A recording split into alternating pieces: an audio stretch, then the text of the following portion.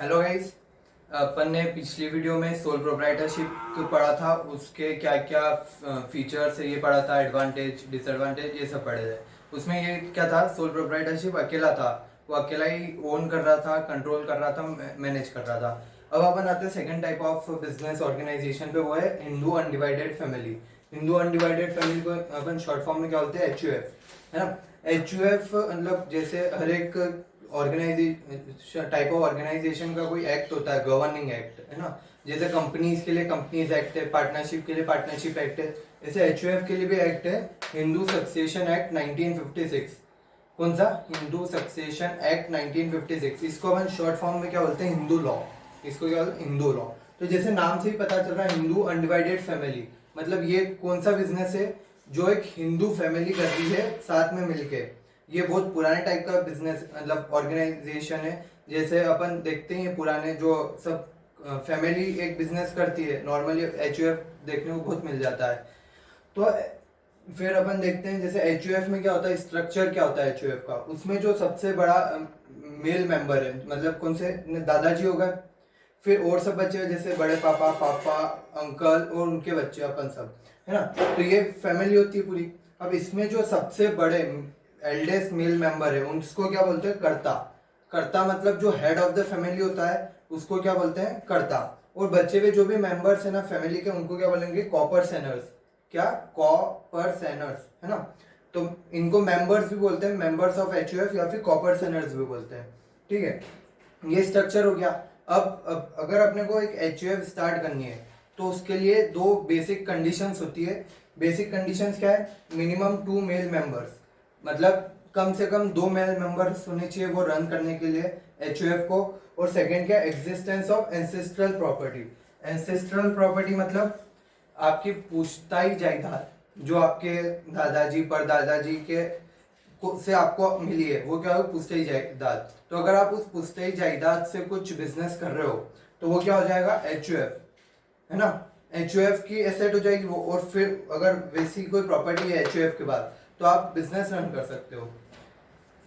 Types, अब 2 types के HUF होते हैं इंडिया में, एक होता है दया भागा और एक होता है मिताक्षरा। दया भागा मेनली वेस्ट बंगाल में वो रहता है, रन होता है दया भागा। वहां पे अगर अपन देखें दया भागा का, हाँ, ये वेस्ट बंगाल में प्रिवेल होता है। और इसमें क्या सिस्टम रहता है कि जो मेल और फीमेल दोनों HUF के मेंबर्स माने जाते हैं, पर all of the India other than West Bengal कौन सा प्रिवेल होता है, मिताक्षरा। उसमें क्या होता है, सिर्फ जो मेल मेंबर है वही पार्ट ऑफ HUF माने जाते हैं और फीमेल्स को मेंबर्स नहीं माना जाता है।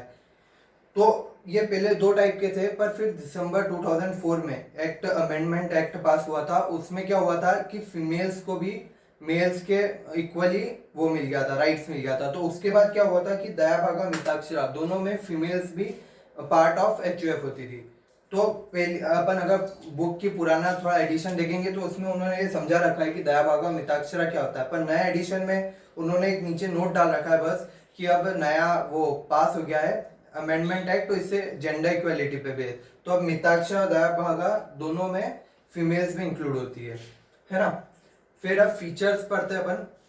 फीचर्स क्या है? सबसे पहला फॉर्मेशन।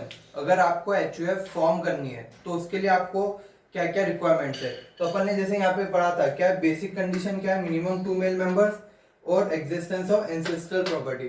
तो बस अगर आपको HUF फॉर्म करनी है ना, तो ये 2 कंडीशन आप फुलफिल कर दो तो HUF स्टेब्लिश हो सकती है। और HUF का रजिस्ट्रेशन कंपलसरी नहीं है, अगर सब फैमिली मेंबर चाहे तो रजिस्टर करा भी सकते हैं।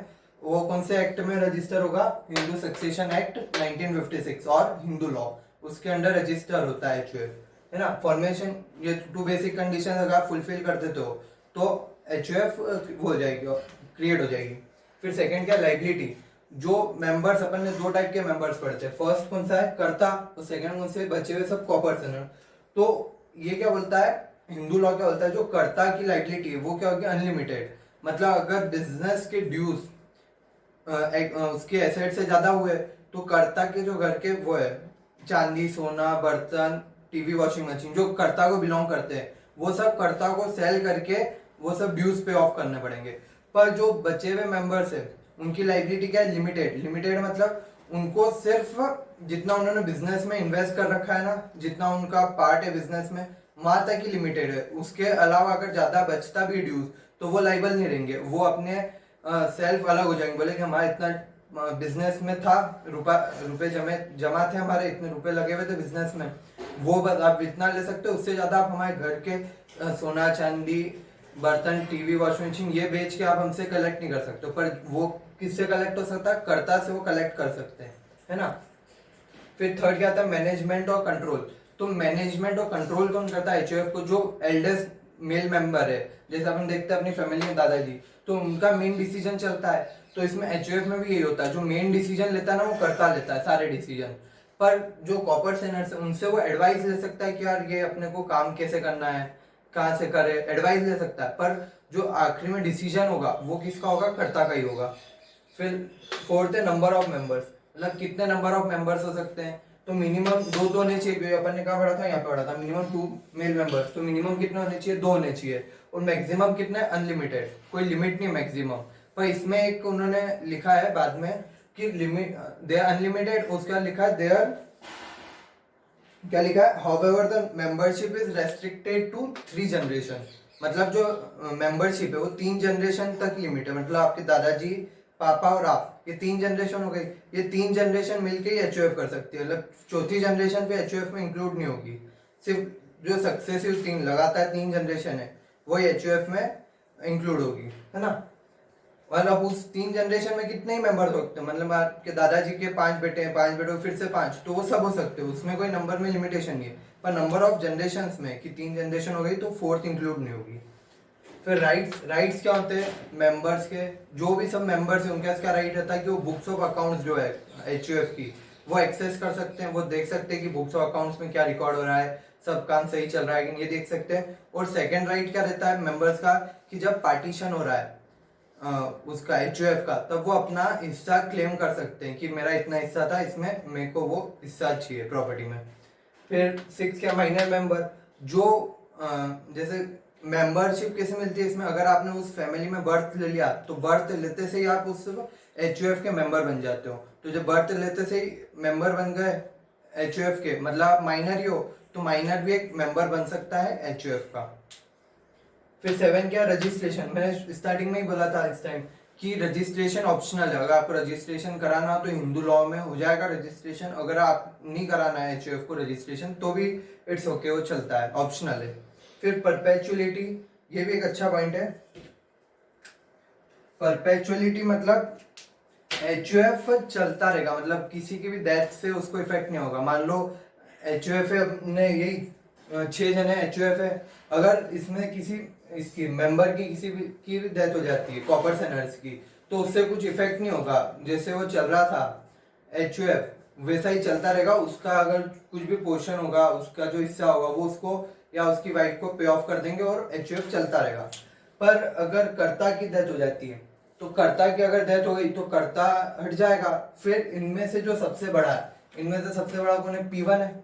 तो अब कर्ता की जगह कौन आ जाएगा? P1 आ जाएगा। तो अब वो नेक्स्ट कर्ता P1 बन जाएगा और फिर वैसे ही वो एचयूएफ चलती रहेगी। अगर P1 के बाद फिर P2 फिर P3, वो एज वाइज चलता रहेगा। जो भी उस फैमिली में एल्डेस्ट मेल मेंबर बचेगा वो कर्ता की प्लेस ले लेगा अगर कर्ता की डेथ होती है तो। फिर अब एडवांटेजेस और डिसएडवांटेजेस बुक्स में नहीं दे रखे हैं, पर कभी कभी एग्जाम में पूछ लेते हैं, तो मैंने वो भी कवर करे, बहुत इजी है, ऐसा कुछ नहीं है। एडवांटेजेस क्या? Effective control. इफेक्टिव कंट्रोल मतलब सब फैमिली के मेंबर्स रहते हैं। एक जना जैसे सोल प्रोप्राइटरशिप में एक ही था तो अकेला कंट्रोल हर जगह नहीं कर पाता था। अब इसमें पूरे फैमिली मेंबर्स है तो कंट्रोल इजीली कर पाते हैं सब चीजों को।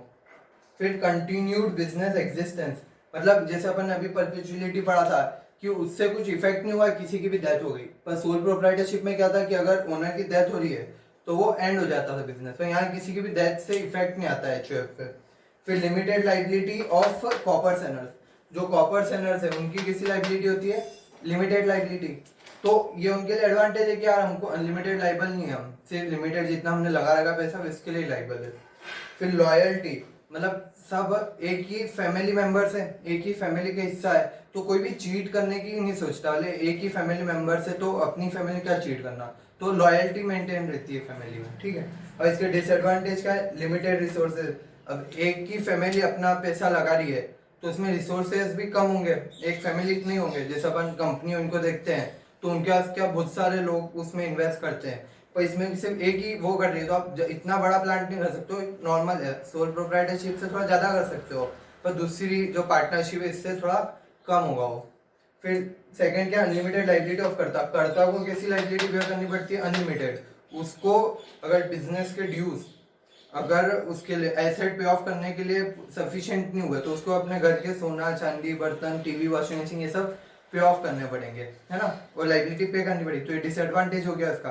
तो ये एडवांटेज में क्या देखा अपन ने, लिमिटेड लाइबिलिटी ऑफ कॉपर सेनर्स की लाइबिलिटी लिमिटेड है, तो ये एडवांटेज हो गया। और अनलिमिटेड लाइबिलिटी ऑफ करता, ये क्या हो गया, डिसएडवांटेज हो गया।